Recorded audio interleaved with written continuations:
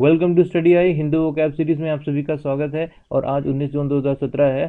सो चलिए शुरुआत करते हैं। जिन्होंने सबसे पहले हमारा चैनल सब्सक्राइब नहीं किया वो प्लीज़ चैनल को सब्सक्राइब कीजिए। और अगर आपको हमारी वीडियोस पसंद आएंगी तो ज़रूर लाइक कीजिएगा और ज़्यादा से ज़्यादा अपने साथ शेयर कीजिए। और जिन्होंने अभी तक सब्सक्राइब किया लेकिन उनको टाइम पर नोटिफिकेशन मिलता है तो प्लीज़ वो बेल आइकन पर क्लिक करें। यहाँ पर जाके बेल आइकन पर हमें क्लिक कर कीजिए तो आपको डेली आपको अपडेट्स मिलेंगे। और इस वीडियो की पीडीएफ भी अवेलेबल होगी, तो आप पीडीएफ भी डाउनलोड कर सकते हैं टेलीग्राम पर जाकर। आपको हमने डिस्क्रिप्शन में लिंक दिया है, वहाँ से आप हमारी इस वीडियो की पीडीएफ अवेलेबल होगी। तो चलिए शुरुआत करते हैं। सबसे पहला वर्ड है ऑब्विएट। ऑब्विएट एक वर्ब है और इसका मतलब क्या होता है? इसका मतलब होता है प्रोवाइड और अवॉइड समथिंग अनडिजायरेबल। मतलब किसी चीज़ से दूर रहना या दूर करना, जैसे कि किसी भी अनडिजायरेबल मतलब किसी भी डेंजर से दूर रहना। ऐसी चीज़ जो आपके लिए क्या हो सकती है, खतरा हो सकती है, उससे दूर रहना। जैसे इसके सिनोनिम्स क्या हैं? इसके सिनोनिम्स हैं preclude, prevent, remove, get rid of. देखिए इसको यूज़ कैसे करना है सेंटेंस में। Parachute can be use to obviate disaster. देखिए ऑब्विएट का मतलब क्या होता है? दूर रहना, मतलब खतरे से दूर रहना। जिस तरह अगर आपने पैराशूट पहना हो, अगर आप ऊपर से छलांग लगाते हैं और आपने पैराशूट पहना हो तो पैराशूट आपको क्या करता है? बचाता है, मतलब आपको किसी खतरे से, किसी चोट से दूर रखता है, तो उसको कहते हैं ऑब्विएट करना। ठीक है, तो पैराशूट ने क्या किया? आपको किसी अनडिजायरेबल चीज़ से, जो आपके साथ बुरी हो सकती थी, उससे दूर रखा, उसको कहते हैं ऑब्विएट। इसके एंटोनिम्स हैं कंपेल करना, एंगेज एंड अलाउ। इसमें ये ध्यान रखिएगा परक्लूड जो सिनोनिम है वो ज़्यादा इंपॉर्टेंट है, तो प्लीज़ नोट डाउन कीजिए। तो चलिए अगला वर्ड देखते हैं आज कौन सा है। अगला वर्ड आता है हमारे पास रेसिटल। रेसिटल एक नाउन है और इसका मतलब क्या होता है? A performance of a programme of music by soloist और स्मॉल ग्रुप। देखिए रेसिटल का एक मतलब होता है कि परफॉर्म करना ग्रुप में। ठीक है, सोलो सोलो भी या फिर छोटे से ग्रुप में। जैसे यहाँ पे एक बच्चे परफॉर्म कर रहे हैं, वायलिन बजा रहे हैं। ठीक है, तो ये क्या कर रहे हैं? इनको क्या कहा जाता है? रेसिटल। ठीक है, क्या जाता है? रेसिटल। ओके, इसके सिनोनिम्स हैं कॉन्सर्ट परफॉर्मेंस या म्यूजिकल परफॉर्मेंस। और इसको यूज़ कैसे करते हैं सेंटेंस में? I gave my first recital at the royal college. Okay, और इसको एंटोनिम्स क्या हैं? एलोगरी, लुक एंड ट्राई आउट। तो इसमें एलोगरी इंपॉर्टेंट एंटोनिम है, तो नोट डाउन कर लीजिएगा। तो चलिए अगला वर्ड देखते हैं आज कौन सा है। अगला वर्ड आता है हमारे पास परपोर्टेडली। परपोर्टेडली का मतलब, सबसे पहली बात, ये एक एडवर्ब है और इसका मतलब होता है as appear or is stated to be true. मतलब कथित रूप से कहना, हिंदी में कहा जाता है कथित रूप से। ठीक है, इसके सिनोनिम्स हैं ऑस्टेंसिबली, एलिजली एंड एडवाइसली। और इसको यूज कैसे करना है सेंटेंस में? The photos purportedly show Nina with a lover. Okay, और इसके एंटोनिम्स हैं एक्चुअली, सर्टेनली एंड डिफाइनली। देखिए परपोर्टली को आप इस तरह से समझ सकते हैं कि कथित रूप से। जैसे कि इस इमेज में आप देख सकते हैं कि आईएसआईएस का जो व्यक्ति है वो यहाँ पे दो बंदियों को लेकर बैठा हुआ है, लेकिन ये तो सिर्फ इमेज है। असल में इसके इनके साथ क्या हुआ, सच में अगर इन्हें मारा गया, ना मारा गया, क्या हुआ, ये हम मतलब सच्चाई से नहीं कह सकते।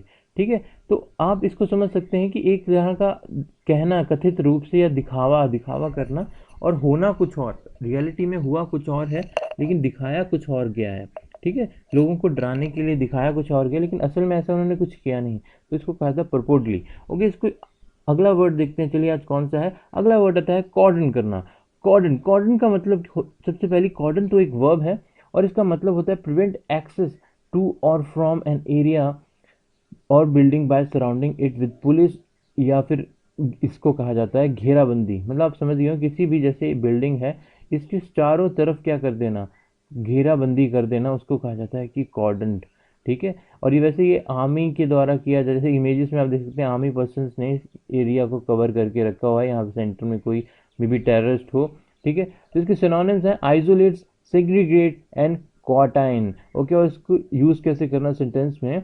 The city centre was cordon off after fire were discovered in 2 stores. देखिए 2 स्टोर्स में जब आग के बारे में पता चला तो सिटी सेंटर्स ने, जो फायर ब्रिगेड थी, उसने उसको चारों ओर से घेर लिया। ओके, इसके एंटोनिम्स आपके लिए आज का होमवर्क है। सो आप प्लीज़ वीडियो को देखते हैं लेकिन आप कमेंट नहीं करते हैं। सो आपका होमवर्क है आज आपने कॉर्डन के एंटोनिम्स कमेंट बॉक्स में जाके लिखने हैं। तो चलिए अगला वर्ड देखते हैं। अगला वर्ड है ग्लिच। ग्लिच एक नाउन है और इसका मतलब होता है a sudden usually temporary mall function और फॉल्ट ऑफ इक्विपमेंट, मतलब किसी भी चीज़ में एकदम से खराबी आ जाना। ठीक है, मतलब खराबी आ जाना। तो इसके सिनोनिम्स क्या है? स्नैग, फ्लॉ और हिच। स्नैग बहुत इंपॉर्टेंट है एंड फ्लॉ को भी याद रखिएगा। देखिए, जैसे इमेज में आप इस ग्लिच को कैसे समझ सकते हैं, जैसे कि कभी कभार टीवी चल रहा होता है और पीछे से सैटेलाइट सिग्नल जब खराब होते हैं तो इमेज ऐसे करके स्प्लिट हो जाती है। जैसे आप देख सकते हैं यहाँ पे इमेज क्या हो गई है, स्प्लिट हो गई है। तो इसको कहा जाता है ग्लिच हो गया, मतलब किसी फंक्शनिंग में, मतलब जो भी आपके पास मशीन है उसमें क्या आ गई है, दिक्कत आ गई है कहीं, उसको कहा जाता है ग्लिच। ओके, इसके यूज कैसे करते हैं सेंटेंस में? A draft version was lost in a computer glitch, मतलब कंप्यूटर में खराबी आने की वजह से एक ड्राफ्ट वर्जन गुम हो चुका है। इसके एंटोनिम्स हैं citation, correct and fulfilled. Okay, तो चलिए अगला वर्ड देखते हैं कौन सा। अगला वर्ड है एडिफाइस। एडिफाइस एक नाउन है और इसका मतलब होता है अ लार्ज इम्पोजिंग बिल्डिंग, मतलब एक बहुत बड़ी बिल्डिंग। जैसे आप इमेज में देख सकते हैं, तो इनको क्या कहा जाता है? ग्लिच। ओके, इसके सिनोनिम्स हैं building structure, construction, Erikson and पायल।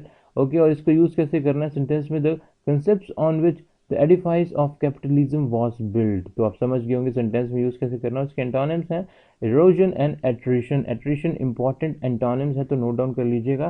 चलिए अगला वर्ड देखते हैं। अगला वर्ड है प्रॉफिटियर। प्रॉफिटियर एक वर्ब है और इसका मतलब क्या होता है? Make or seek to make an excessive or unfair profit, मतलब नाजायज तरीकों से आपने प्रॉफिट कमाना है, उसको कहा जाता है प्रॉफिटर, जिसको सिर्फ मुनाफा खोर भी कहा जाता है। ठीक है, मुनाफा खोर। ठीक है, जिसको सिर्फ अपने प्रॉफिट से मतलब होता है और जिसकी कोई मॉरल वैल्यूज नहीं होती, सिर्फ उसे अपने प्रॉफिट से मतलब है, वो होता है प्रॉफिटर। जैसे आप इमेज में देख सकते हैं, ये एक आर्मी का पर्सन है जो लड़ाई के लिए जा रहा है, लेकिन उसी को गन्स बेच के, ठीक है, इसने प्रॉफिट कमाया है। इसको ये मतलब नहीं है इस पर्सन को कि लड़ाई होगी, लोग मारे जाएंगे। ठीक है, इसको सिर्फ और सिर्फ अपने प्रॉफिट से मतलब है। तो आप समझ सकते हैं, देखिए दोनों में कितना फ़र्क है। ये अपनी जान जोखिम में डाल के देश के लिए लड़ने जा रहे हैं और ये हैं जो सिर्फ मुनाफा, इनको अपने मुनाफे से मतलब। तो चलिए आगे बढ़ते हैं। इसके सिनोनिम्स हैं ओवरचार्ज, रैकेटर। और रैकेटर बहुत इंपॉर्टेंट है, प्लीज इसे नोट डाउन कर लीजिएगा। इसको यूज कैसे करना है सेंटेंस में? 7 food merchants were charge with profiteering. Okay, इसके एंटोनिम्स हैं अंडर चार्ज, लॉ अबाइडिंग। देखिए, ये जो प्रॉफिटियर वर्ड है, ये हमने हिंदू से नहीं लिया है, मैं क्लियर कर दूं। ये हमने लिया है द इकोनॉमिस्ट, जो न्यूज़पेपर आता है, वहाँ से इसको हमने पिक किया, क्योंकि आज हमें हिंदू में इतने अच्छे वर्ड्स नहीं मिले हैं। तो चलिए अगला वर्ड देखते हैं। अगला वर्ड है बामी। देखिए, बामी भी हमने इकोनॉमिस्ट से ही लिया था। बामी एक एडजेक्टिव है और इसका मतलब होता है characterise by pleasantly warm weather. Okay, मतलब बहुत ही बढ़िया प्लेजेंट वार्म वेदर को प्रदर्शित करे जो चीज़, उसको कहा जाता है बामिंग। ठीक है, जैसे ये आप देख सकते हैं, बहुत ही बढ़िया वेदर का संकेत दे रहा है। ठीक है, इसका एक करेक्टर लग रहा है इस जगह का, तो उसको कहा जाता है बामिंग। ओके, इसको सिनोनिम्स क्या है? माइल्ड, जेंटल, टेम्परेट, समरी, काम एंड ट्रैंक्विल। ट्रैंक्विल इंपॉर्टेंट है, नोट डाउन कर लीजिएगा। इसके यूज कैसे करना सेंटेंस में? The balmy days of late summer.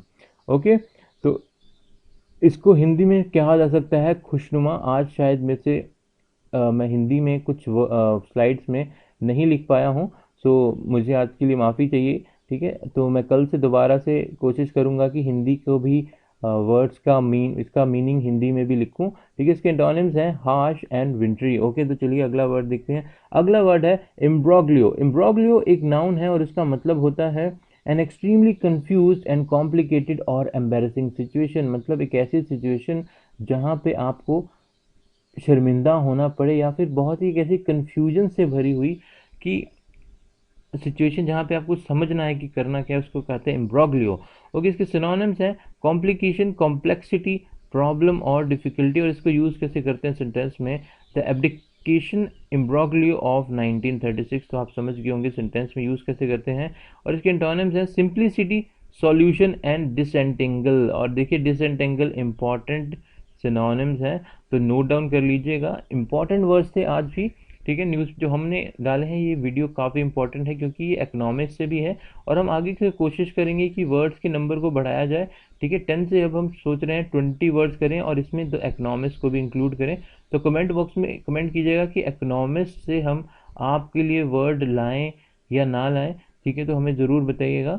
So thank you, आज के लिए इतना ही। अगर आपको वीडियो पसंद आई है तो ज़रूर इसे लाइक दीजिएगा, और अपने फेसबुक पेज पे भी आप शेयर कर सकते हैं, ठीक है। आप अपने फेसबुक पेज में हमारी वीडियो को शेयर कीजिए, और इसकी आपको पीडीएफ ज़रूर मिल जाएगी।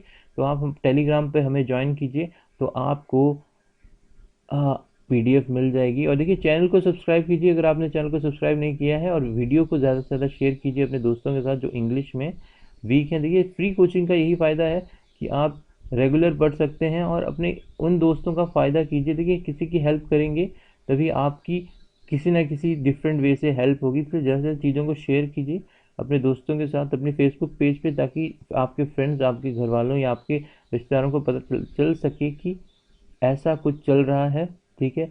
सो आज के लिए इतना ही। Thank you.